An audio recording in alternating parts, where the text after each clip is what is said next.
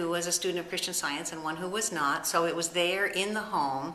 But I have to say it wasn't real visible, it wasn't practiced, real visible in the community. So I really had to make it my own when I got to college. I was new in this situation. I needed a sense of home. And I happened to meet up with a few students of Christian Science who were also students there, and we kind of bonded together, and that brought us together, and it enabled us to help each other and encourage each other in our study of Christian Science. So it gave me the tools to work through some of the types of situations that you're faced with in college. One of the healings that I had in my family that really propelled me on this search more was when I married, my husband was not a student of Christian Science. It was all new to him. He didn't know anything about what it was all about. So I decided at that point that I needed to go through the 12-session course called Class Instruction in Christian Science. And soon after that, our first child was born. And she was born with a diagnosed birth defect. And I was told by the physicians at the hospital that she would need to have an operation when she was a little bit older. And this was when I really began to apply Christian Science, because I said, I have learned through the study of science and health and Christian Science that man is perfect. And how could this be, that she would be born with this defect? And so during this period of time when the doctors were saying we have to wait, she's not old enough, but we will have to do this operation. She was born with a cleft palate. We will have to do this operation to correct this missing part of the body. It was my opportunity to really focus on everything that Mary Baker Eddy had to say in Science and Health about perfection. And every day I took some new statement about perfection and I just made it my own. And the result of this was that way before they thought this operation would have to be possible, she was completely healed. And so that was what really propelled me into saying, wow, there's something here. I have to study this more. I have to learn more about it.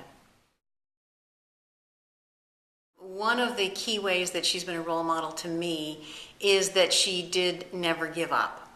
Her path was not smooth. It was not easy.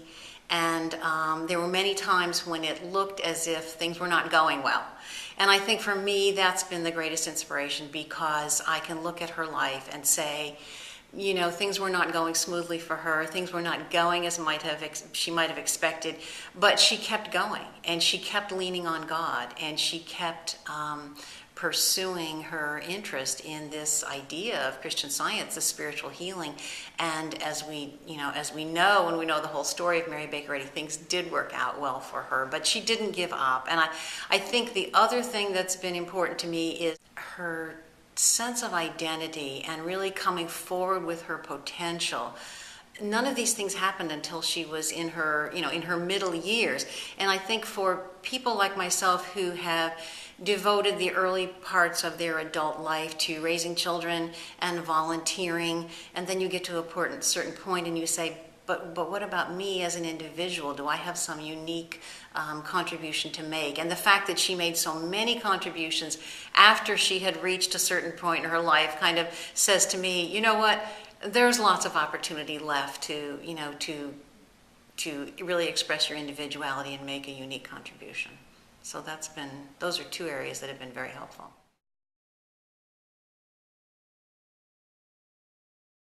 I think the greatest lesson I learned sometime in the late 90s was that there are people in the world who would love to know the ideas of science and health if they knew about it.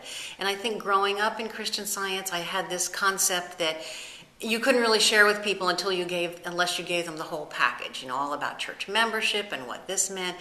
And sometime in the 90s, it came to my attention that you could share this book, Science and Health, with people that were looking for answers. And they didn't have to be students of the Bible. They didn't have to be Christian.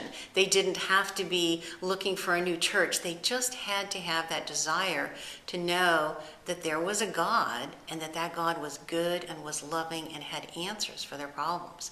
So this is what really propelled me into feeling much freer about sharing science and health with people. And that's been my approach ever since then, is if I meet up with somebody who is struggling with some issue and they're looking for answers, I'm able to say to them, I have a book that I think you'd find very interesting. And that's been the path that I've been on and has been very helpful for me. I work in a jointly maintained reading room in downtown New York City. And we have many, many, many people who come in who know absolutely nothing about Christian Science. And I had a woman who came in, I guess, about 2 months ago. And she was so distraught. She had lost her job. She was facing some medical issues and some mental issues. And she was just so disturbed that she didn't know where to turn. We had a conversation, and I tried to explain to her, my concept of God and what I had found in my experience. And she kept saying, but how do you know there is a God? How do you know this will work? And again, I just shared from my experience. But I said to her at that time, this book has answers for you. I don't know all the particulars of your situation, but this book will help you to find healing and to find God. Well, she took the book with her that day, and she came back about 3 weeks later, and she was a different person. She really was. She had a smile on her face. She was all cleaned up. She was happy. She came in and she said, I just can't believe that book. She said, I wake up at 4:30 in the morning and I have to read this book. She says, I wake up, at midnight and I have to read this book. She said, I can't tell you how it's changing my life. So I have seen many examples like that where people have had their first introduction to science and health, and it really has touched their lives. So I'm privileged to have that opportunity to work in a reading room, to be able to do that, and also in my everyday life.